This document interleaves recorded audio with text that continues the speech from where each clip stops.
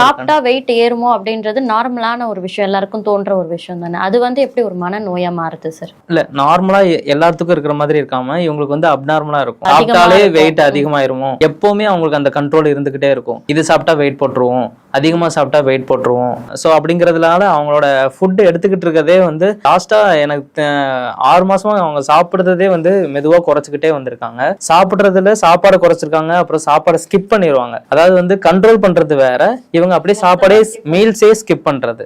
Skip பண்ணிட்டு juices எடுத்துக்கிறது, அதுக்கப்புறம் அப்படியே தண்ணி எடுத்துக்கிறது. ஸோ இப்படி எவ்வளவு நாள் போகுது, ஸோ நம்மளோட வெயிட் இன்னும் குறைக்கிறதுக்கு உண்டான இதெல்லாம் பண்ணலாம் அப்படிங்கிற மாதிரியான சிந்தனை அவங்களுக்கு எப்பவுமே ஓடிக்கிட்டே இருக்கிறது தான் கண்டிஷன். ஸோ இது ஜெனட்டிக்ஸா, மோஸ்ட்லி ஜெனட்டிக். ஆன்லைன்ல பார்த்துட்டு நம்ம இதை பண்ணா இன்னும் வெயிட் லாஸ் ஆகுமா, வெயிட்டா அவங்க எப்பவுமே ஸ்லிம்மா இருக்கணும் அண்ட் பியூட்டி கான்சியஸ் அந்த மாதிரி இல்லை. அவங்களோட கண்டிஷன்ஸே இது ஒரு அவங்களோட ஃபேமிலியில யாராவது நீ இவ்வளவு சாப்பிட்டதுனால வெயிட் போட்டிருப்ப, இந்த மாதிரி பேச்சுக்கள் கூட அவங்களுக்கு எடுத்துட்டு போயிருக்கலாம் அவங்களோட மனநிலைக்கு.